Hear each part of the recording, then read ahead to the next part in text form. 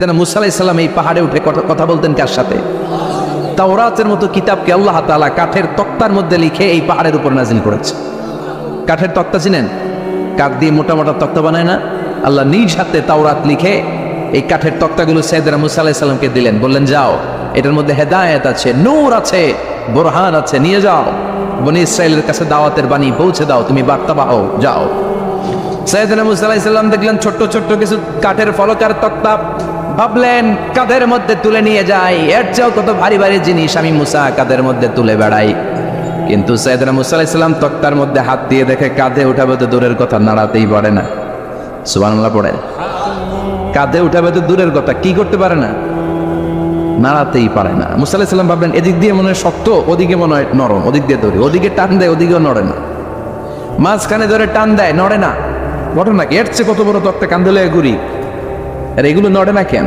আল্লাহ জিব্রাইলরে বলেন না একটু হেল্প করতে? আল্লাহ বলেন যাও, তোমার হেল্প করতে কইছে। মুসা আলাইহিস সালাম বলেন ভাই জিব্রাইল তুমি এদিক দিয়ে ধরো, আমি ওদিক দিয়ে ধরি। আমরা এরকম ধরে বলি না মারো টান হেইয়ো, এই দুজনে হেইয়ো হেইয়ো শুরু করছে, কিন্তু তক্তা নড়ে না। মুসা আলাইহিস সালাম বললেন চলো পজিশন চেঞ্জ করি, তুমি এদিকে আমি ওদিকে, মারো টান আরো জোরে, কিন্তু তক্তা নড়ে না।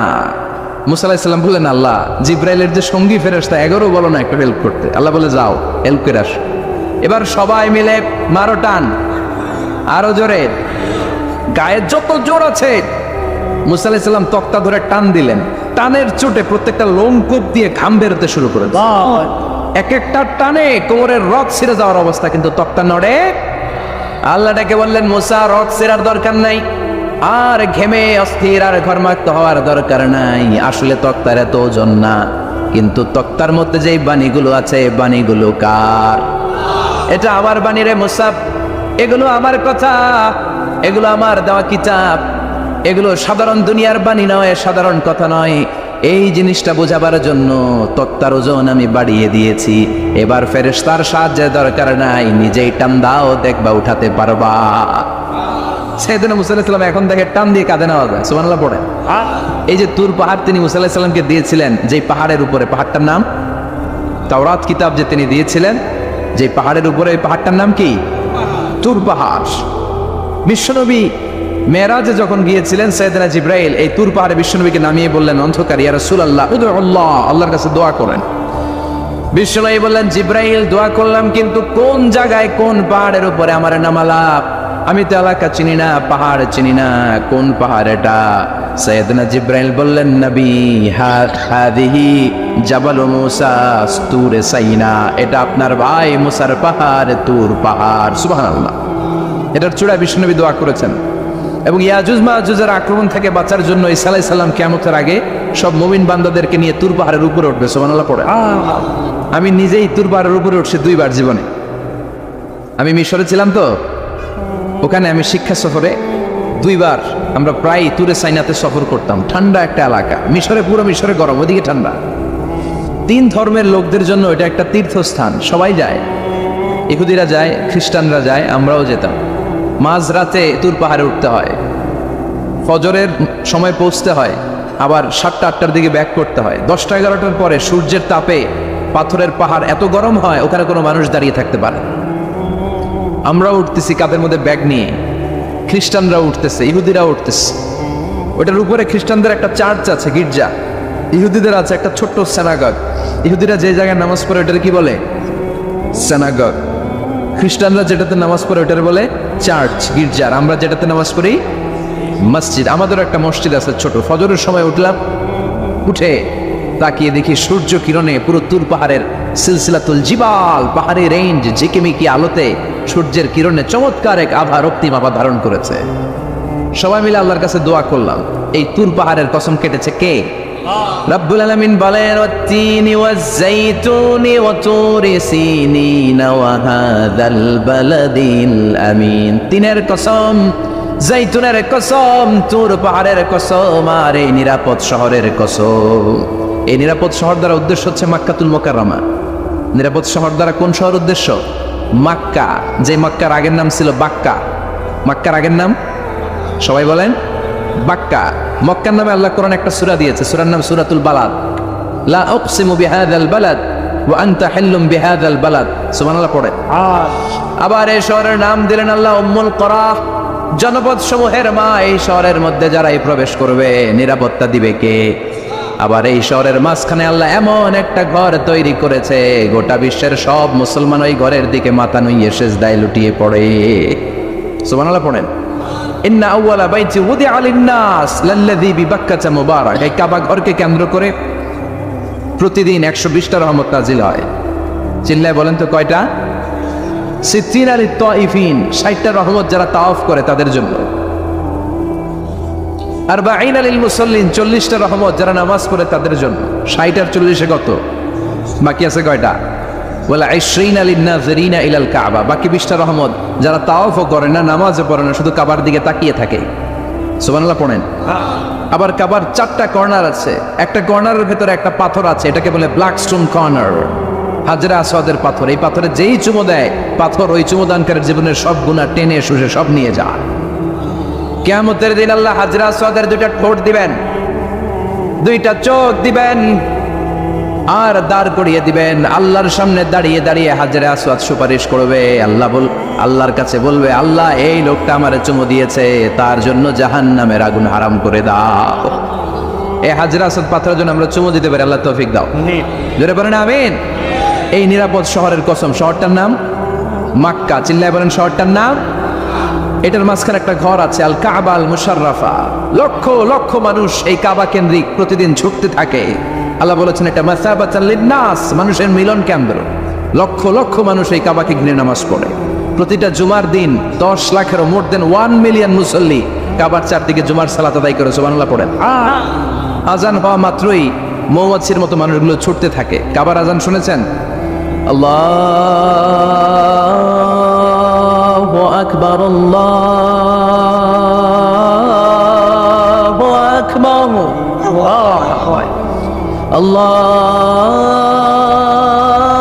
আল্লাহু আকবার, আল্লাহু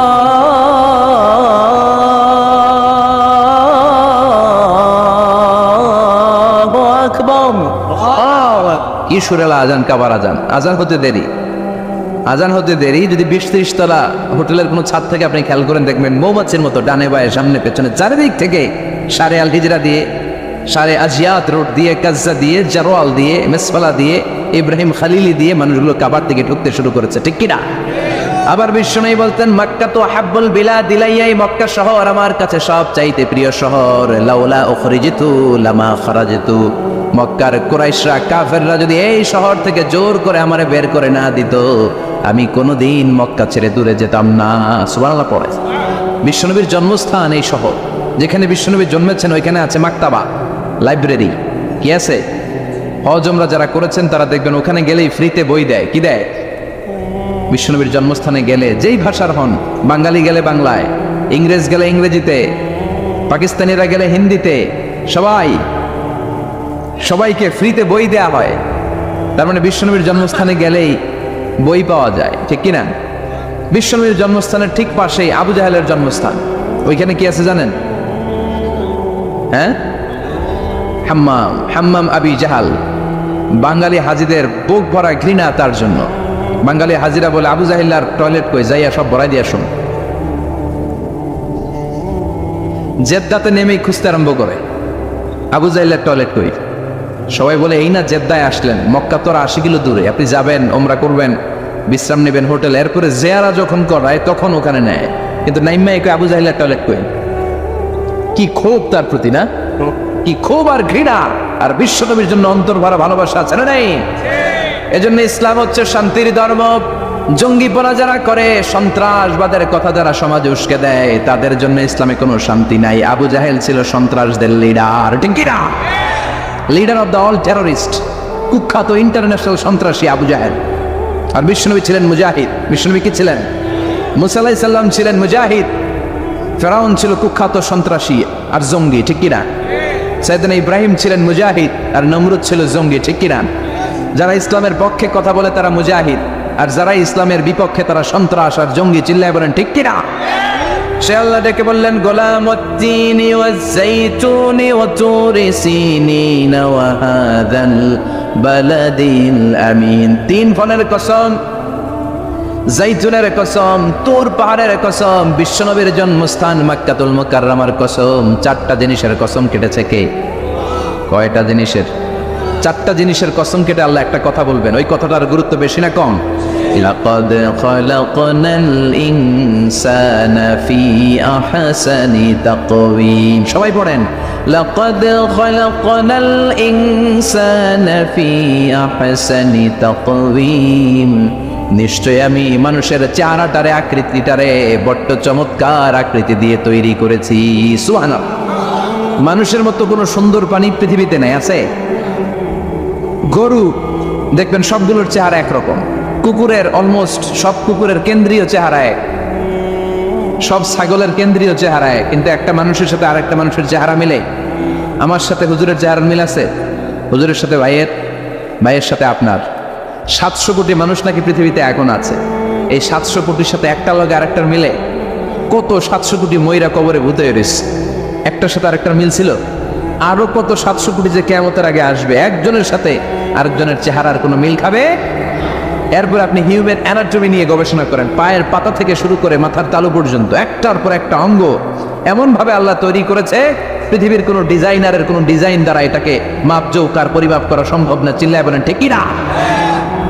এজন্য আল্লাহ বললেন, লাকাদ খালাকনাল ইনসানা ফি আহসানি তাকওয়িম। মানুষকে চমৎকার আকৃতি দিয়ে তৈরি করেছে কে?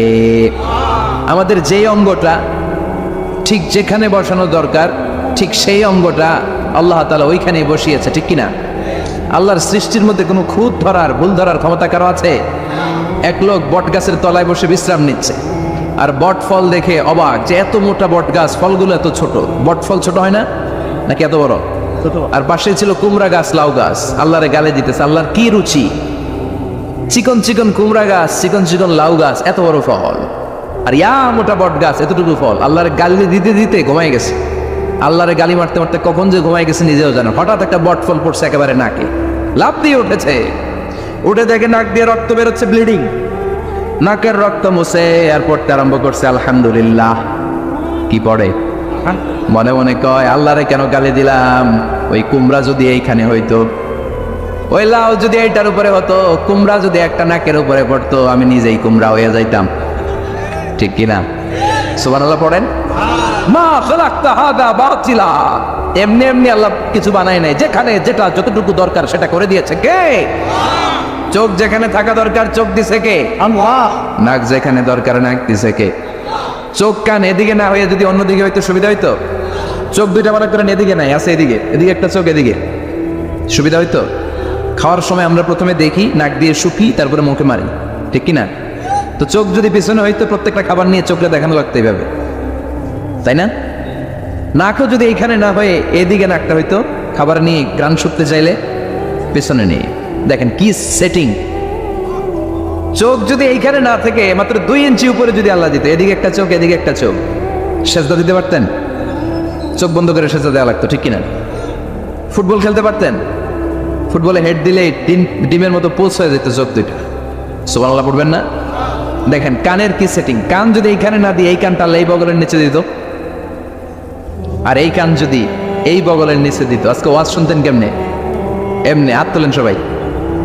1.5 ঘন্টা আজারি সাহেবের আলোচনা এমনি থাকেন, 1.5 ঘন্টা হাত দুইটা তুলে থাকা যায় তো? হাত নামাইলে ওয়াজ শোনা যায় না, হাত উঠাইলে শোনা যায়। সুবহানাল্লাহ পড়েন। যেখানে যেটা যেভাবে দরকার দিয়ে দিয়েছে কে? আবার এখানে এয়ার ক্যানেল দিলেন। অনেকে কয় এগুলো দিছে কেন? এই ক্যানেল কিন্তু দরকার। ক্যানেল না থাকলে আপনার কথা ঢুকবে না, আপনি বুঝবেন না। অনেকের এই কানের ডিফেক্ট আছে, ডিফর্ম বেবি, এই রোগ নিয়ে জন্মেছে, কানে মেশিন লাগানো লাগে, এই ক্যানেলের সমস্যা। এই ক্যানেল দিয়ে ঘুরে ঘুরে সাউন্ড ওয়েভ গুলো যায়, ফলে আমরা শুনতে পাই। এই ক্যানেল না থাকলে শুনতে পেতাম না। তার মানে মা খালাকতা হাদা বাতিলা, এমনি এমনি কিছু দেয় নাই। 206টা হাড্ডি দিয়ে আমাদের মানুষের দেহ, ছোট্ট হাড্ডিটা আল্লাহ দিয়ে দিছে এখানে। এটার ভিতরে একটা ড্রাম আছে, এটার বলে এয়ার ড্রাম। সাউন্ড ওয়েভ, শব্দ তরঙ্গ এয়ার ড্রামে নক করে, এরপরে outer air, middle air, inner air হয়ে ইলেকট্রিক্যাল সিগন্যালের মাধ্যমে যাই দেখে যায় ব্রেনের সাথে কানেক্ট হতে হলে ইলেকট্রিক্যাল সিগন্যাল দিয়ে কানেক্ট হতে হয়। এই সাউন্ড ওয়েভ শব্দ তরঙ্গগুলো ইলেকট্রিক্যাল সিগন্যাল দিয়ে ট্রান্সমিট হয়ে ব্রেইনের হেয়ারিং নার্ভ শুনবার যে স্নায়ু ওইখানে নক করে, নক করা মাত্র এই শব্দ তরঙ্গ আপনার শুনবার অনুভূতি জাগায়। এই সূক্ষ্মাতি সূক্ষ্ম কাজ কত ছোট্ট আর অল্প সময়ে করে দিচ্ছে কে? চোখ দিয়ে তাকানো মাত্রই দেখি কত রঙের রং দেখি। Human eyes can identify, can recognize more than 10 million colors. আমার কথা না, চক্ষু বিশেষজ্ঞদের কথা। মানুষের চক্ষু 10 মিলিয়নেরও বেশি রং, 1 মিলিয়নে 10 লাখ, 10 মিলিয়নে 1 কোটি, 1 কোটিরও বেশি ধরনের রং এই চোখ শনাক্ত করতে পারে। সাইজ মাত্র 2 মিলিমিটার। ছোট্ট এই চোখ দিয়ে এত কিছু দেখার সুযোগ দিয়েছে কে?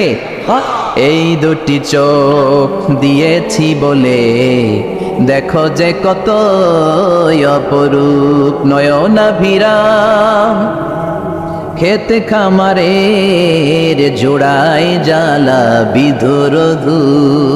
এভাবে আমাদের দেহের প্রতিটি অঙ্গ সেট আপ করেছে কে?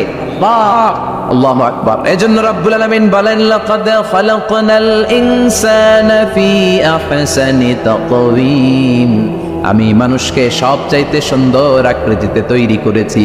সুবহানাল্লাহ। আমরাই শুধু মাথা উঁচু করে দাঁড়াতে পারি, গরু এরকম মাথা উঁচু করে দাঁড়াতে পারে? গরুর মাথা নিচে, ছাগলের মাথা নিচে, সবার মাথা নিচে। মানুষই 2 পায়ে ভর করে শির দ্বারা মানে স্পাইনাল কর্ডের উপর টান টান হয়ে মাথাটা উঁচু করে এইভাবে দাঁড়ায়।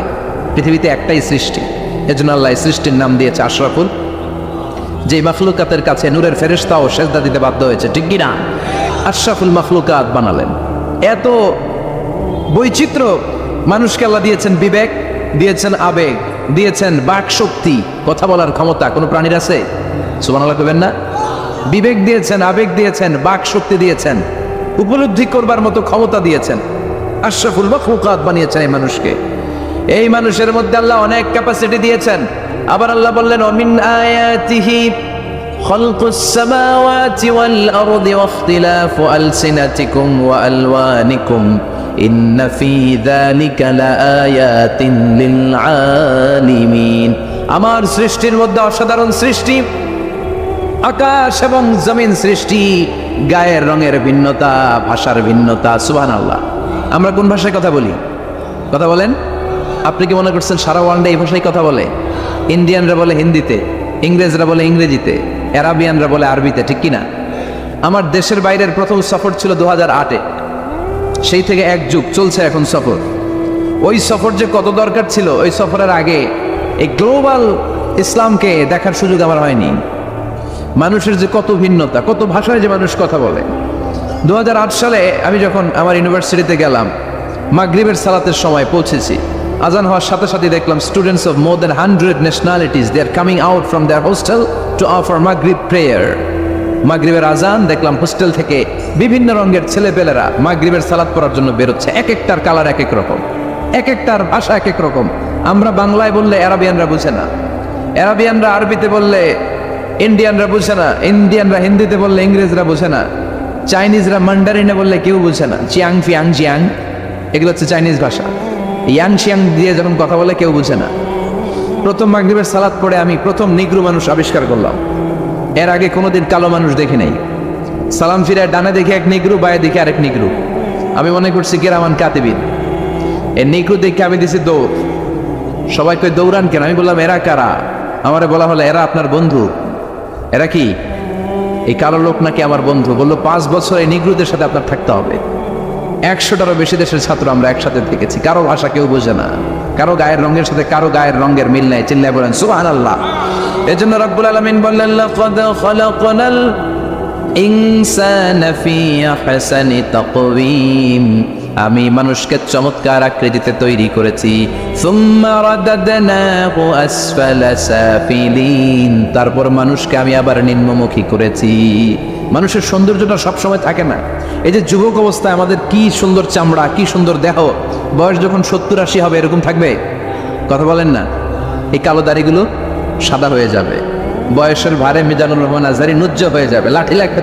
তখন স্টেজে উঠবে, হায়াতে বাসায় থাকলে লাঠি নিয়ে উঠতে হবে। কথা কন? আমার নানা বাইরে দেখতাম গাড়িতে একটা লাঠি রাখতো। মরহুম পীর সাহেব গোলাম সাদেক সাঈদী গাড়িতে সবসময় লাঠি, এই লাঠি নিয়ে গাড়ি থেকে বেরোতো, লাঠি দিয়ে সিঁড়ি বেয়ে উঠতো, মাঝে মাঝে আমরা ধরেও উঠাতাম। তো উনি কি এরকম ছিল না একদিন ইয়াং তাগড়া যুবক, রং ধরা যৌবন জং ধরে শেষ থাকে না। আসসালা সাফিলিন এর দুইটা তাফসীর, একটা হচ্ছে ইলা আরযালিল উমর, সব সময় মানুষ যুবক থাকে না, একটা সময় তারে বৃদ্ধ বানিয়ে দেয় কে? আবার আল্লাহ বুঝালেন মানুষ ভালো হলে অনেক ভালো হয়, খারাপ হলে অনেক খারাপ। মানুষ ভালো হলে ফেরেশতার চেয়ে ভালো, মানুষ খারাপ হলে পশুর চেয়েও খারাপ। কথা বলেন ঠিক কিনা? এক পশু আরেক পশুরে মারে না, এক পশু আরেক পশুরে হত্যা করে না, কিন্তু মানুষ মানুষে মারে কি মারে না? A lion never kills a lion, a dog never kills a dog, an elephant never kills an elephant. একটা হাতি একটা হাতিরে মারে না, কুকুর কুকুরে মারে না, কিন্তু মানুষ মানুষকে মারে কিনা? এজন্য আল্লাহ বললেন লাকাদ খালাকনাল ইনসানা ফি আহসানি তাকওয়িম সুম্মা রাদাদনাহু আসফালা সাফিলিন ইল্লাল্লাযীনা আমানু ওয়া আমিলুস সালিহাতি ফালাহুম আজরুন গায়রু মামনুন। দুই শ্রেণীর মানুষের এই বিপদ নাই, যারা ঈমান এনেছে, সৎ কর্ম করেছে। কার কথা? তবে ঈমানটা হতে হবে নির্ভেজাল। ওই ঈমানে শিরকের কোনো ছিটেফোঁটা থাকতে পারবে? তাহলে ওই ঈমান আপনারে মুক্তি দিবে। চিল্লায় বলেন ঠিক কিনা? ওয়া আমিলুস সালিহাত, নেক কাজ করে, সৎ কাজ করে, ফালাহুম আজরুন গায়রু মামনুন, তাদের জন্য এমন প্রতিদান আছে যেটা শেষ হবে না। আমাদের জন্য সবচেয়ে বড় প্রতিদান হচ্ছে জান্নাত। মুমিনের জন্য সবচেয়ে বড় পাওয়া হচ্ছে জান্নাত। চিৎকার করে বলতে হবে সবচেয়ে বড় প্রতিদান কি? চিল্লায় পড়েন আমিন। তার মানে যারা ঈমান আনবে, নেক কাজ করবে, তাদের হারাবার কিছু নাই। চিল্লায় কোন ঠিক কিনা? আমাদের হারানোর কিছু আছে? আমরা মল্লের শহীদ বাঁচলে, মল্লের শহীদ বাঁচলে, এজন্য ঈমানটা হতে হবে পাকা ঈমান। ঈমানদার কখনো পথ হারায় না, ঈমানদার ভরসা রাখে কার উপর? আপনি যদি ঈমানের পক্ষে থাকেন, কোরআনের পক্ষে থাকেন, ইসলামের পক্ষে থাকেন, আপনার উপর আযাব আসবে, গজব আসবে, বিপদ আসবে, নবীদের উপর যেমনি এসেছে, ঠিক কি না? ঝুঁকি যদি আসে, ভয় যদি আসে, আপনার উপর আযাব যদি আসে, শাস্তি যদি আসে, অত্যাচার আসে, মুমিন কখনো ভয় পায়? কথা বলেন। মুমিন কখনো পথ হারায় না, মুমিন কখনো আশা ছাড়ে না। চিল্লায় বলেন ঠিক কি না? কারণ মুমিন খুব ভালো করে জানে রাত্রি যত গভীর হয়, সুবহে সাদিকের সময় কাছে আসতে থাকে। কথা বলেন। গর্ভবতী মায়ের পেটের ব্যথা যত বাড়তে থাকে, নতুন মেহমান আসার সময় কাছে আসতে থাকে। তেমনি ইসলামের পক্ষে যারা কথা বলে, ইসলামের পক্ষে যারা লড়াই করে, হকের ব্যাপারে যারা বাতিলের বিরুদ্ধে আপোষহীন, তাদের উপর যত অত্যাচার আসবে, ইসলামের বিজয়ের সময় কাছে ঘনাতে থাকবে। চিল্লায় বলেন ঠিক কিনা? ইসলাম জিন্দা হতা হয় আর কারবালা কি বাত। প্রতিটা কারবালার রক্তক্ষয়ী সংগ্রামের পরে ইসলামের বিজয় আসে। ইসলামের বিজয় মিষ্টি কথায় আসে না। ইসলামের কথা, ইসলামের বিজয়টা এমনি এমনি আসে না। ইসলাম জিন্দা হতা হয় আর কারবালা কি বাত। প্রতিটা কারবালার রক্তক্ষয়ী সংগ্রাম দিয়ে ইসলামের পতাকা উড়ে। চিল্লায় বলেন ঠিক কিনা? সে আল্লাহ বললেন ইল্লাল্লাযীনা আমানু ওয়া আমিলুস সালিহাতি ফালাহুম আজরুন গায়রু মামনুন ফামা ইউকাযযিবুকা বা'দু বিদ্দীন আলাইসাল্লাহু বিআহকামিল হাকিমিন। ও নবী, এরপরেও কোন জিনিস তাদেরকে ইসলাম থেকে দূরে রাখে? তাদেরকে জিজ্ঞেস করেন আমি কি শ্রেষ্ঠতম বিচারক নই? সব বিচারকের শ্রেষ্ঠ বিচারক কে? কার বিচারে কোনোদিন জুলুম হয় না? চিল্লায় বলেন। আল্লাহর বিচারে কেউ কোনোদিন ঠকবে? তিনি সবচেয়ে শ্রেষ্ঠতম বিচারক। বিশ্বনবী বললেন সূরাতুত তিন তেলাওয়াত করতে করতে কেউ যখন এই অষ্টম আয়াতে চলে আসে, সেজন্য বলে বালা ওয়া আনা আলা যালিকা মিনাশ শাহিদিন। আল্লাহ, আমি সাক্ষ্য দিচ্ছি আপনি শ্রেষ্ঠ বিচারক। আপনার চাইতে শ্রেষ্ঠ বিচারক হতে পারে? দুনিয়াতে যে বিচারগুলো পান নাই, আপনি কি মনে করছেন আখিরাতে এই বিচার হবে না? কথা বলেন। আপনার উপর জুলুম করা হয়েছে, আপনাকে নির্যাতন করা হয়েছে, এগুলোর বিচার করবে কে? আপনার জমি মেরে খেয়ে দিয়েছে, আপনার সম্মান নষ্ট করেছে, বিচার করবে কে? যত অন্যায় বিচার পৃথিবীতে হয়েছে, এগুলোর নতুন করে বিচার হবে। সেই বিচারকের, সবচেয়ে বড় বিচারকের ভূমিকা পালন করবে আমাদের আল্লাহ। আহকামুল হাকিমিন। আল্লাহ পুর a question to the audience, to the মুমিনিন। মুমিনদের কাছে আল্লাহ একটা প্রশ্ন রেখে এই সূরাটা শেষ করেছেন। আলাইসাল্লাহু বি আহকামিল হাকিমিন, আমি কি শ্রেষ্ঠতম বিচারক নই? মা খাদিজার ব্যাপারে আল্লাহ বলেছেন জিব্রাইল, তুমি যে খাদিজারে আমার পক্ষ থেকে সালাম দিয়ে দাও, আর খাদিজারে বলে দাও জান্নাতে খাদিজার জন্য এমন ঘর আমি প্রিপেয়ার করে রেখেছি, যেই ঘরের ভিতরে কোনো নয়েজ নাই, কোনো আওয়াজ নাই, কোনো ডিস্টার্ব নাই, আছে শান্তি। সুবহানাল্লাহ। কারণ বিশ্বনবীর জন্য খাদিজা নিজের ঘরটার এরকম নয়েজহীন কোলাহল মুক্ত শান্তিময় করে রেখেছিলেন। বিশ্বনবী কোলাহলপূর্ণ দাওয়াতি কাজ শেষ করে যখন ঘরে যেতেন কলিজাটা ঠান্ডা হয়ে যেত। বিশ্বনবীর জন্য এমন একটা ঘর রেখেছিলেন মা খাদিজা, ওই ঘরে বিশ্বনবী যখন প্রবেশ করতেন বাইরে যত মারপিট হয়েছে, মারামারি হয়েছে, কাফেরদের যত অত্যাচার সহ্য করেছে, ঘরে ঢোকার সাথে সাথে নবী সব ভুলে যেতে। এত মায়া, শান্তি, প্রশান্তির ঘর খাদিজা বানিয়েছিল। এজন্য আল্লাহ বলেছে জিবরাইল খাদিজারে বলো, খাদিজার জন্য এমন জান্নাত আমি রেখেছি যে জান্নাতে কোনো সাউন্ড নাই, আওয়াজ নাই, ডিস্টার্ব নাই, কোলাহল নাই, কোনো নয়েজ নাই। চিল্লায় পড়েন আল্লাহু আকবার। এজন্য মায়েরা খাদিজার জীবনী থেকে শিক্ষা, স্বামীর জন্য ঘরটারে প্রশান্তিপূর্ণ করে রাখবেন। প্রশান্তির একটা জায়গা যেন হয়। কানের কাছে এসে বেশি বেশি জ্ঞান জ্ঞান করেন না। ঘরে ঢুকলেই চাল নাই, ডাল নাই, এটা লাগবে, ওইটা লাগবে, ছেলের ওইটা লাগবে। আস্তে আস্তে অনেক স্বামী হার্ট অ্যাটাক করে স্ত্রীর কারণে, জানেন ঠিক কিনা? কয় ঠিক, সবাই ভুক্তভোগী। কমন পড়ে গেছে। দুই পক্ষরেই বললাম, স্বামীরাও সালাম দিবেন, স্ত্রীরাও দিবেন। সালাম মানে শান্তি, তো ঘরটারে শান্তি দিয়ে ভরে দিবে কে? আর একে অপরের প্রতি শ্রদ্ধাবোধ রাখবেন। তো নারীদেরকে খুশি করার জন্য আল্লাহ সূরা দিলেন সূরাতুন নিসা। প্রাণীদের নামে অনেক সূরা আছে, সূরাতুল বাকারা আছে না নাই? বাকারা মানে কি? গাভী, গাভীর দুধ খাবেন। বিষ্ণু বলেছেন গরুর গোশত খেয়েও কম, দুধ খেয়েও বেশি।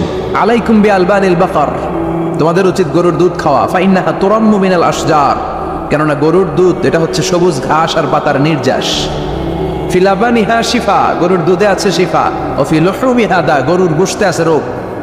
গোশতে আছে কি? গরুর গোশত খাইলে রোগ বাড়ে না? অনেক ডাক্তার আছে এরা সিরিয়াল নেয় না, যারা গরুর গোশত খায় বেশি, বলে লাল মাংস যারা খাবে এরা যেন আবার সিরিয়াল না দেয়। আছে না নাই? বিশ্বনবীর খাবারের তালিকায় দুধ ছিল। বিশ্বনবী বলতেন বেশি বেশি দুধ খেও, এবং বিশ্বনবী বলেছেন মায়েরা যেন তাদের বাচ্চাদেরকে দুধ খাওয়ায়। মায়ের বুকে প্রথম যে দুধটা আসে এটাকে বলে শাল দুধ। এটা বাচ্চার জীবনের প্রথম প্রাকৃতিক টিকা। সুবহানাল্লাহ পড়েন। আমরা কত টাকা দিয়ে দামি দামি টিকা দেই, কিন্তু প্রথম টিকাটা আল্লাহ ফ্রি দিয়েছেন। সুবহানাল্লাহ পড়েন। বাকারার নামে সূরা দিলেন, আনকাবুত মাকড়সার নামে সূরা দিলেন, নাহাল মৌমাছির নামে সূরা, নামাল পিঁপড়ার নামে সূরা। সুবহানাল্লাহ পড়েন। এইভাবে আপনি খুঁজলে কোরআনের চ্যাপ্টারগুলো যে কত সুন্দর সুন্দর নাম দিয়ে আল্লাহ দিয়েছেন, তারই ধারাবাহিকতায় আজকের সূরাটির নাম দিয়েছেন আল্লাহ একটা ফলের নামে। কিসের নামে? 3 ফলের নামে। সূরার নাম কি? সাইয়েদনা বারা ইবনে আযিব রাদিয়াল্লাহু তাআলা আনহু বর্ণনা করেন, বুখারীর বর্ণনা। তিনি বলেন সামি'তু রাসূলুল্লাহ ইয়াকরাউ সূরাতাত তিন ফি সালাতিল ইশা। আমি বারা ইবনে আযিব রাদিয়াল্লাহু তাআলা আনহু এশার নামাজে বিশ্বনবীকে সূরাতুত তিন তেলাওয়াত করতে শুনেছি। কোন নামাজে? কোন সূরা পড়তেন? কোন নামাজে? কোন সূরা? মনে থাকবে? পড়বেন তো? তিনি বলেছেন এশার নামাজে আমি বিশ্বনবীকে সূরাতুত তিন তেলাওয়াত করতে শুনেছি। ফামা সামি'তু আহসানা সাওতিন মিন সাওতি রাসূলিল্লাহ, আল্লাহ রাসূলের কণ্ঠের চাইতে এত মধুর কণ্ঠ আমার জীবনে শুনি নাই। বিশ্বনবী যখন তেলাওয়াত করতেন সাহাবাদের কলিজা ঠান্ডা হয়ে যেত। সাহাবারা মাঝে মাঝে খাবার না পেলে, ঘরে খাদ্য না থাকলে বিশ্বনবীর কাছে চলে আসতেন। এসে বিশ্বনবীর চেহারার দিকে তাকায় থাকতেন, ওনার কণ্ঠে তেলাওয়াত শুনতেন। বিশ্বনবীর তেলাওয়াত শুনলে চেহারার দিকে তাকায় থাকলে ক্ষুধার কথা তারা ভুলে যেতেন। কি কণ্ঠ ছিল বিশ্বনবী!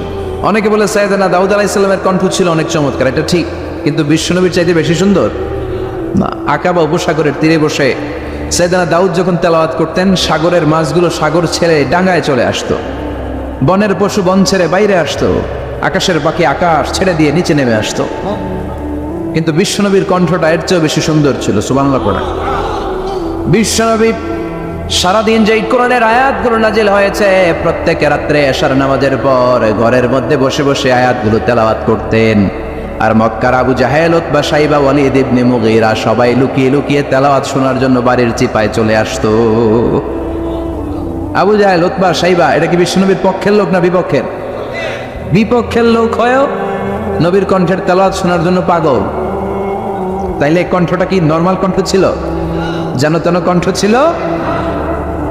আবু জাহেল ছিল মক্কা শহরের প্রেসিডেন্ট। সে ঘোষণা দিয়ে দিত, কেউ মুহাম্মাদের কণ্ঠের তেলাওয়াত শুনবা না, শুনতে যেতে পারবা না। সবাইকে নিষেধ করে রাত্রিবেলা চোরের মতো নিজেই যাইতো। সুবহানাল্লাহ পড়েন। হজের মৌসুমে আবু জাহেল ঘোষণা দিয়ে দিল, খবরদার, মক্কায় ঢুকার যতগুলো গেট আছে সবগুলো গেটে তোরা দাঁড়ায় থাকবি, হাজিদেরকে বলবি মক্কায় নতুন একটা পাগল এসেছে, তার কথা যারা শুনে তারাও পাগল হয়ে যায়। নাউজুবিল্লাহ পড়েন। তার কর্মী বাহিনী হজের মৌসুমে বিভিন্ন গেটে পাঠায় দিল, মক্কায় ঢুকার হাজিদের যত গেট, বিভিন্ন দেশ থেকে হাজিরা আসবে, কর্মীদেরকে বলে দিল তোরা বলবি এই এলাকায় নতুন এক পাগলের আমদানি হয়েছে, নাম মোহাম্মদ। পড়েন না আউযুবিল্লাহ। যারাই এই মোহাম্মদের কণ্ঠের তেলাওয়াত শুনে তারাও পাগল হয়ে যায়। আদেশ অনুযায়ী কর্মীরা মক্কার গেটে দাঁড়িয়ে দাঁড়িয়ে হাজিদেরকে বলল, হাজি সাহেব হজে যান, জমজম খান, খেজুর খান, হজ করেন, সমস্যা নাই, কিন্তু নতুন এক পাগল আসছে, এই পাগলের নাম মোহাম্মদ। এই পাগলের কাছে যারা যায় হেরাও পাগল হয়ে যায়। হাজি সাহেবরা কোনোদিন এই মোহাম্মদ নামটা শুনে নাই, এই প্রথম শুনলো। শুই মনে মনে কয়, যেদিকে যাব আর নাই যাব, আগে মোহাম্মদের কাছে যাব। সবার আগে কার কাছে যাব? কারণ মানুষের একটা অভ্যাস হচ্ছে, আল ইনসানু হারিসুন আলা মা মুনিয়া, মানুষের যেটা করতে নিষেধ করা হয় বেশি, ওইটা মানুষ করে বেশি। মনে মনে হাজিরা বলে, তোমরা নিষেধ করছো তো অবশ্যই যাব, দেখি এই মোহাম্মদটা কে। তার মানে আমাদের বিরুদ্ধে অপপ্রচার করলে এটা আমার পক্ষের প্রচার হয়ে যায়। সুবহানাল্লাহ পড়েন। ইসলামের বিরুদ্ধে অপপ্রচার করলে এটা কি হয়ে যায়? প্রচার হয়ে যায়। ইউরোপ আমেরিকাতে ইসলামের নামে ট্যাগ লাগায় এক্সট্রিমিস্ট, জঙ্গি, আমরা নাকি জঙ্গি, আমরা নাকি এক্সট্রিমিস্ট। তো যারা সিভিলিয়ান আছে, খ্রিস্টিয়ান সিভিলিয়ান, ইউরোপ আমেরিকার সাধারণ জনগণ, তারা ভাবে ঘটনা কি মুসলমানদের বিরুদ্ধে এত কথা কেন? যারা ইসলাম নিয়ে গুগলে সার্চ করে, বিভিন্ন বই পড়ে, কোরআনের ইংলিশ ট্রান্সলেশন পড়ে, আগে তারা ইসলাম সম্পর্কে জানতো না, কিন্তু সবাই যখন বলা শুরু করছে জঙ্গি জঙ্গি জঙ্গি, ইসলাম মানেই জঙ্গি, তখন তারা ইসলাম সম্পর্কে পড়তে শুরু করে দিয়েছে। পড়তে পড়তে ইসলামের সুন্দর বাণীগুলো পড়ে ওদের হৃদয় ঠান্ডা হয়ে যায়। যাদের নসিব ভালো, অনেকে কালিমা পড়ে মুসলমান হয়ে যায়। ইউরোপ আমেরিকাতে মুসলমানের সংখ্যা দিন দিন বাড়ছে। মাঝে মাঝে পত্র পত্রিকায় দেখবেন যে কনভার্টেড মুসলমান, ও মুসলমান, ও মুসলমান। ধারণা করা হচ্ছে 2070 সালের মধ্যে ইউরোপ আর আমেরিকায় মুসলমান হয়ে যাবে সংখ্যাগরিষ্ঠ। খ্রিস্টানদের ছাড়িয়ে মুসলমানদের সংখ্যা ইউরোপ আমেরিকায় বেড়ে যাবে। সুবহানাল্লাহ পড়েন। সেই দিন বেশি দূরে নয় যেদিন কালেমার পতাকা হোয়াইট হাউসের উপরে শোভা পাবে। ঘোষণাটা কার? চিল্লায় বলেন, ওয়াদাটা কার? বিষ্ণু বলেছেন, ইযা ইসতাআনতা ফাসতাইন বিল্লাহ, সাহায্য চাইতে হলে আল্লাহর কাছে চাও, কিছু চাইলে আল্লাহর কাছে চাও, সাহায্যের দরকার হলে একজনের কাছে হাত পাতো, তিনি কে? এই সূরাতে আমরা আল্লাহর কাছে চাই। আমরা প্রতিদিন নামাজের মধ্যে বলি ইহদিনাস সিরাতাল মুস্তাকিম। এটা কিন্তু অনেক দামি দোয়া, অনেকে দোয়া খুঁজে পায় না, দোয়া খুঁজে পায় না। এটা সবচাইতে দামি দোয়া, এত দামি দোয়া যেটাকে প্রত্যেক নামাজে পড়াটাকে আল্লাহ ওয়াজিব করে দিয়েছে। ও Allah, show us the right path, show us the correct path, show us the middle path.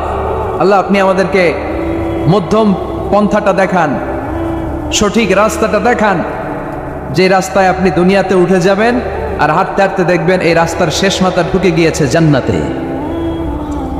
তাহলে কেমন করে আল্লাহর কাছে চাইবেন, কেমন করে দোয়া করবেন, এই কথাটাও এই সূরার ভেতরে আছে না নাই? এরপরে এই সূরার আরেকটা নাম হচ্ছে সূরাতুশ শিফা অথবা সূরাতুর রুকিয়া, ঝাড়ফুঁক করার সূরা। অনেকে কি দিয়ে ঝাড়ফুঁক করবে খুঁজে পায় না, আছে না নাই? আপনি সূরাতুল ফাতিহা পড়ে ঝাড়ফুঁক করবেন। অসুস্থ ব্যক্তির গায়ে সূরা ফাতিহা পড়ে ফু দিলে সুস্থ করে দেয় কে? রব্বুল আলামিন বলেন, وَنُنَزِّلُ مِنَ الْقُرْآنِ مَا هُوَ شِفَاءٌ وَرَحْمَةٌ لِلْمُؤْمِنِينَ وَلَا يَزِيدُ الظَّالِمِينَ إِلَّا خَسَارًا। আল্লাহ বলেন, আমি কোরআনের মধ্যে শিফা রেখেছি, এই আল কোরআন আল কারীমের ভেতরে আমি আল্লাহ রহমত দিয়েছি। কোরআন পড়ে ফু দিলে অসুস্থ ব্যক্তিরে সুস্থ করে দেয় কে? আপনি যেই কোনো রোগে আক্রান্ত হন না কেন, আপনি যদি সূরা ফাতিহা পড়ে ফু দেন, সুস্থ করবে কে? বিশ্বাস হয় না সন্দেহ লাগে? যাদের বিশ্বাস হয় তাদের ফুতে কাজ হয়ে যাবে, আর যাদের সন্দেহ লাগে এরা 1000 বার ফু দিলেও কোনো কাজ হবে না। বিষ্ণু ঈসা ইসলাম সূরা ফাতিহা পড়ে সাহাবাদেরকে ফু দিতেন, আবার সূরা ইখলাস, সূরা ফালাক, সূরা নাস পড়ে ফু দিতেন। মা আয়েশা যখন অসুস্থ হতেন আর এসে যখন বিষ্ণু ঈসা ইসলামের কাছে বলতেন, ইয়া রাসূলুল্লাহ, আমি অসুস্থ, আপনি আমার জন্য দোয়া করেন, বিষ্ণু ঈসা ইসলাম মা আয়েশাকে সূরাতুল ইখলাস, সূরাতুল ফালাক আর সূরাতুন নাস পড়ে হাতের মধ্যে ফু দিতে বলতেন। আর বলতেন এই হাতে ফু দিয়ে তুমি হাতটা মাথা থেকে পা পর্যন্ত মাসে করো, তোমার সুস্থ করে দিবে কে? এটার বলে তিন কুল। কুল আসসালাসা, কি বলে? তিন কুল। সূরাতুল ইখলাস, সূরাতুল ফালাক, আরেকটা সূরাতুন নাস। এগুলো পড়ে ফু দিবেন, অসুস্থ ব্যক্তি সুস্থ হয়ে যাবে। আবু সাঈদ আল খুদরি রাদিয়াল্লাহু তাআলা আনহু, উনি একবার একটা সফরে বেরোলেন। উনি সফরের মধ্যে দেখলেন আরবের কিছু গোত্রের লোক এক পাশে দাঁড়িয়ে আছে, আর সবাই মিলে একজন লোককে মন্ত্র পড়ে ফু দিচ্ছে। তিনি বললেন, কি হয়েছে তোমাদের? তারা বলল, আমাদের নেতাকে সাপে কামড় দিয়েছে, বিষাক্ত সাপ। এত ভেনোমাস স্নেক, এটা আমাদের এই সর্দারকে আর বাঁচানো সম্ভব না, সে সাপের কামড়ে বিষাক্ত হয়ে এখনই মারা যাবে। আল্লাহ রাসূলের সাহাবী বললেন, তোমরা কি করতেছো? সবাই বলল, আমাদের যার যত মন্ত্র জানা আছে ফু দিচ্ছি। লোকজন পড়তেছে সুমন্তর সু কালিকুত্তার গু, এরকম এদেশে পড়ে না? হ্যাঁ, তো এগুলোতে কেউ সুস্থ হয়? কথা বলেন। আল্লাহ রাসূলের সাহাবী বললেন, কোনো মন্ত্রতন্ত্রে কাজ হবে না, আমার কাছে এমন এক জিনিস জানা আছে যেটা পড়ে আমি ফু দিব, সুস্থ করে দিবে কে? আবু সাঈদ আল খুদরি রাদিয়াল্লাহু তাআলা আনহু গেলেন, সবাইকে সরিয়ে তিনি সূরা ফাতিহা পড়লেন। উনি এর আগে জীবনে কখনো রুকিয়া করে না, এই ঝাড়ফুঁক করে না, এই প্রথম অন টেস্ট। কি করতেছে? অন টেস্ট করতেছে। উনি সূরা ফাতিহা পড়ে ফু দেওয়ার সাথে সাথে মুহূর্তের মধ্যে অসুস্থ ব্যক্তিরা সুস্থ হয়ে যায়। এবার সাহাবীদেরকে অনেকগুলো ছাগল দেয়া হলো। শুরুতে চুক্তি ছিল যে আমাদেরকে অনেকগুলো ছাগল দিতে হবে। কোনো বর্ণনায় এসেছে 30টি, কোনো বর্ণনায় তার চেয়েও বেশি। এবার সাহাবারা ছাগল নিয়ে ফিরে আসতেছেন। পথিমধ্যে প্রচণ্ড ক্ষুধা লেগেছে, কয়েকটা ছাগল জবাই করে সবাই খেলেন। এরপর মদিনায় ফিরে আসলেন। সবাই বললো, যে কোরআন দিয়ে ফু দিয়ে যে ছাগল আনলাম, আবার ছাগলের গোশতও খাইলাম, এটা জায়েজ হয়েছে কিনা? বিশ্বনবীর মাসালা জিজ্ঞেস করার দরকার আছে না নাই? সবাই মদিনাতে যে বিশ্বনবীর মাসালা জিজ্ঞেস করতে লাগলো, ইয়া রাসূলুল্লাহ, আমরা কোরআন দিয়ে রুকিয়া করেছি, ঝাড়ফুঁক করেছি, তার বিনিময়ে 30টা ছাগলও নিয়েছি, ছাগলের গোশতও খাইছি, এখন কি করবো বলেন?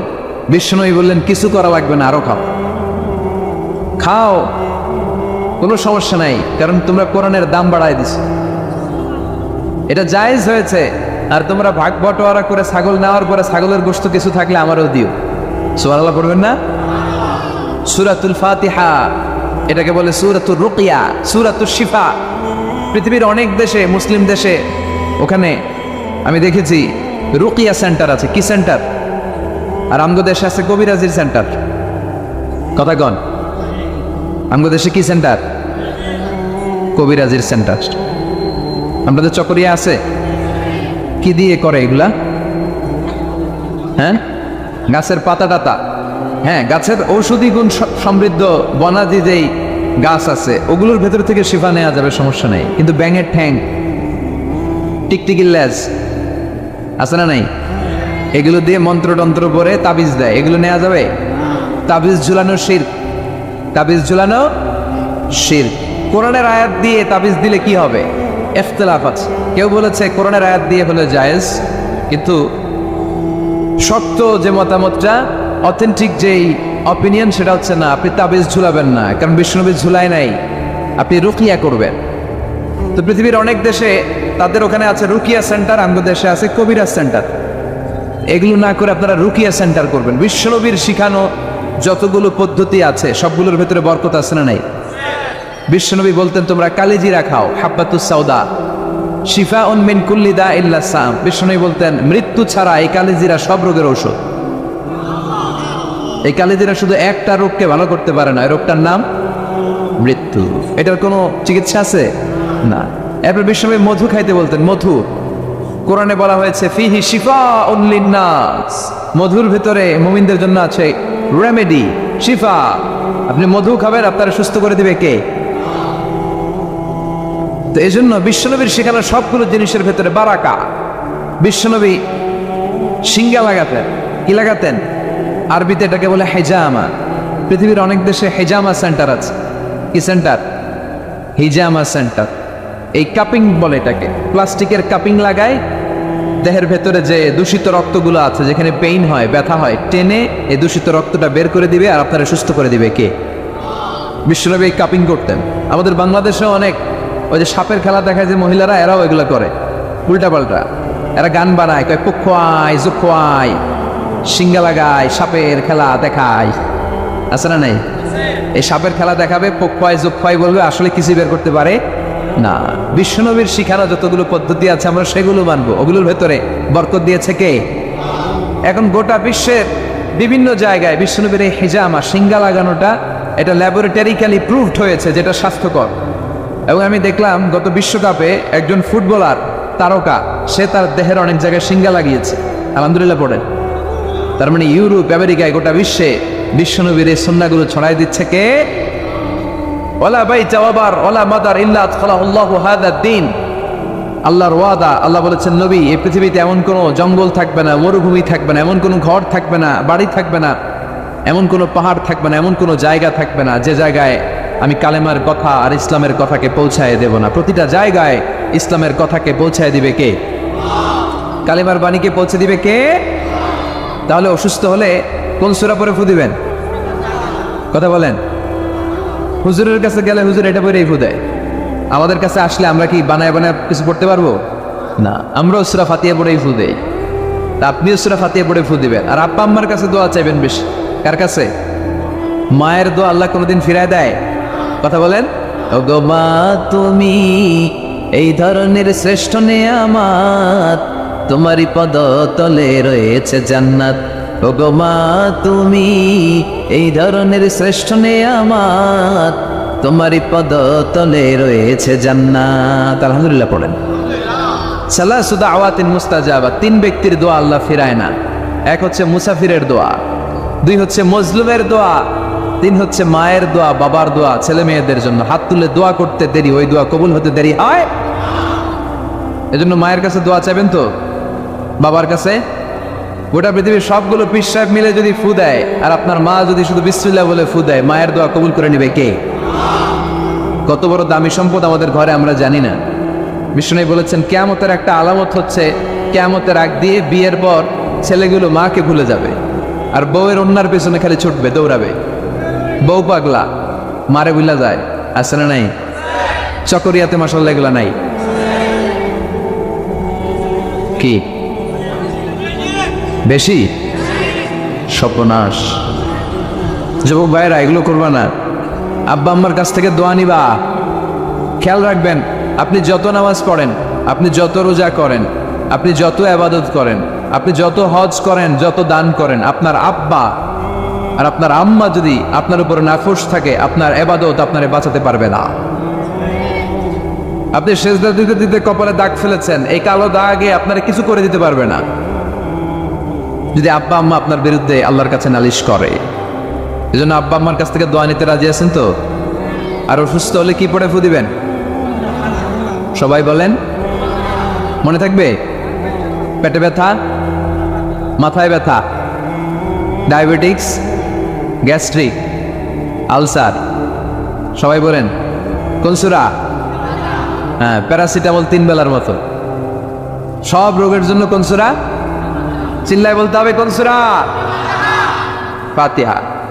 আর যদি জিন ভূত ধরে তাহলে পড়বেন আয়াতুল কুরসি। জিন ভূত ধরে না মাঝে মাঝে, জিন আসন করে, এটা অদৃশ্য একটা প্রাণী। জিসমুন নারিউন ইয়াতাশাক্কালু বিআশকালিন মুখতালিফা, আগুনের তৈরি একটা সৃষ্টি, তারা চাইলে যে কোনো আকৃতি নিতে পারে। এই জিনেরা এসে বিশ্বনবীর কাছে কালিমা পড়ে একদল জিন মুসলমান হয়েছে। বিশ্বনবীর কণ্ঠের সুমধুর তেলাওয়াত শুনে একদল জিন বলেছে, আর ওই কথাটা আল্লাহ কোরআনে কোট করেছে, ইন্না সামি'না কুরআনান আজাবা ইয়াহদি ইলা রুশদি ফাআমান্না বিহি। আমরা কি আজীব কোরআনের তেলাওয়াত শুনলাম, যে কোরআন মানুষকে হেদায়েতের পথ দেখায়। এর চেয়ে কোনো দামি জিনিস পৃথিবীতে নাই, ফলে এই কোরআনের উপর আমরা ঈমান আনলাম। এই জিন জাতীয় বিষ্ণু ঈসা ইসলামের কাছে ঈমান এনে কালিমা পড়ে মুসলমান হয়েছে। এই জন্য এই জিনেরা মাঝে মাঝে আমাদের ক্ষতি করে। টয়লেটে ঢুকার আগে এই জিন থেকে আল্লাহর কাছে পানাহা চাবেন, আল্লাহুম্মা ইন্নী আউযু বিকা মিনাল খুবুসি ওয়াল খাবাইস। খুবুস হচ্ছে খবিসের প্লুরাল, আর খবিসাতুন এটার প্লুরাল হচ্ছে খাবাইস। মানে আল্লাহ, খারাপ জিন, খারাপ পরি, মানে জিন আর জিন্না, পুরুষ জিন, নারী জিন, এই সব ধরনের খারাপ জিনের নজর থেকে তুমি আমাকে হেফাজত করো। এরা টয়লেটের ভেতরে থাকে। এই দোয়া পরে যখন আপনি ঢুকে যান, ওদের চোখের সামনে পর্দা নামিয়ে দেয় কে? ওরা আপনার কোনো ক্ষতি করতে পারে। কিভাবে আপনি প্রোটেকশন নেবেন এই দোয়াগুলো পড়ার মাধ্যমে সব বিশ্বনবী শিখাই গেছেন। আপনি কখন কিভাবে পড়লে you will get the perfect protection from your lord, আপনি আল্লাহর কাছ থেকে প্রোটেকশন পাবেন, এগুলো পড়ে না। এজন্য জিন ভূতে যদি আসর করে, অশরীরী কোনো প্রাণী যদি আপনার উপর ভর করে ক্ষতি করতে চায়, আপনি যদি ফিল করেন, আপনি আয়াতুল কুরসি পড়বেন, আপনি সূরা ফালাক সূরা নাস পড়ে ফু দিবেন, জিনের বাদশাও দিবে দৌড়। কথা বলেন। আর প্রত্যেক ফরজ সালাতের পরে এই আয়াতুল কুরসি পড়া লাগবে কি লাগবে না? বিষ্ণু বলেছেন, মান ক্বারা আয়াতুল কুরসি দুবুরা কুল্লি সালাতিন মাকতুবা লাম ইয়ামনাহু মিন দুখুলিল জান্নাতি ইল্লাল মাউত। প্রত্যেক ফরজ সালাতের পরে যে একবার আয়াতুল কুরসি পড়ে, তার জান্নাতে যাওয়ার ক্ষেত্রে আর কোনো বাধা থাকে না, একটা জিনিস ছাড়া, সেটা হচ্ছে তার মরণ। লোকটা মরে না, তাই জান্নাতে ঢুকে না, মরলেই জান্নাতে ঢুকবে। সুবহানাল্লাহ, আসতে পড়েন। তাহলে আমরা অসুস্থ হলে সূরাতুল ফাতিহা পড়বো, ঠিক কিনা? এই সূরার আরেকটা নাম দিয়েছেন বিশ্বনবী, সেটা হচ্ছে সাবউল মাসানি। কি নাম? চিল্লায় বলেন। ولقد آتيناك سبعا من المثاني والقرآن العظيم। আল্লাহ বললেন, নবী আমি আপনারে সাবউল মাসানি দিয়েছি, আমি আপনারে নিত্য পাঠনীয় 7টা বাক্য দিয়েছি, আর কোরআনে আজিম দিয়েছি। বিশ্বনবী বলেন, এই সূরাতুল ফাতিহার এত দাম, এই সূরার মতো মর্যাদার সূরা তাওরাতের ভেতরে নাই। আল্লাহু আকবার। এই সূরার মতো মর্যাদা পুরনো সূরা ইনজিলের ভেতরে নাই। এই সূরার মতো দামি সূরা সুহুফ ইব্রাহিম ও মুসার ভেতরে নাই, ইনজিলের ভেতরে নাই, তাওরাতের মধ্যে নাই, কোন কিতাবের ভেতরে নাই। এই সূরার নাম হলো সূরাতুল ফাতিহা। সাবউল মাসানি, নিত্য পাঠনীয় 7 বাক্য, মানে এমন 7টা বাক্য যেটা সব সময় পড়তে হয়, সব সময় পড়তে হয়। যারা প্রতিদিন নামাজ পড়েন তাদের সূরা ফাতিহা পড়া লাগে না? শুধু ফরজ নামাজগুলো যারা পড়ে 5 ওয়াক্তের শুধু ফরজ, তাদের কমপক্ষে এই সূরা ফাতিহাটা 17 বার পড়া লাগে। কয়বার? আর যারা সুন্নাত সহ পড়ে তাদের কমপক্ষে 32 বার পড়া লাগে। কয়বার? 32 বার। তাহলে যার বয়স 60 বা 70, ছোটবেলা থেকেই উনি যদি নামাজি লোক হয়, তাহলে উনি ওনার জীবনের সূরা ফাতিহা কয় কোটি বার পড়ছে, ওনার হিসাব আছে? কথা বলেন। আমরাও জীবনে কত লক্ষ লক্ষ বার সূরা ফাতিহা নামাজে তেলাওয়াত করছি, কারো কোনো হিসাব জানা আছে? এত লক্ষ বার সূরা ফাতিহা পড়ার পরেও কোনোদিন কি মনে হয়েছে যে সূরাটা পুরান পুরান লাগে? হ্যাঁ, একটা গান যদি আপনি 10 বার শোনেন, হ্যাঁ 20 বার শোনেন, 100 বার শোনেন, 1000 বার, আর ভাল লাগবে? কিন্তু লক্ষ লক্ষ কোটি কোটি বার সূরা ফাতিহা পড়ার পরেও কোনোদিন কি আপনার মনে প্রশ্ন জেগেছে, কি রে এই সূরাটা আর ভাল লাগে না, পুরান পুরান লাগে, আজকে আর এই সূরা পড়ুন না, কুল হুয়াল্লাহ দিয়ে নামাজ শুরু করুন? কথা বলেন। এইভাবে কখনো কোরআনকে পুরাতন মনে হয়? এটা কোরআনের মুআজিজা, চিৎকার করে বলেন ঠিক কিনা? এজন্য রাব্বুল আলামিন বলেন, ওয়ালাকাদ আতাইনাকা সাবআম মিনাল মাসানি ওয়াল কুরআনাল আযীম। ও নবী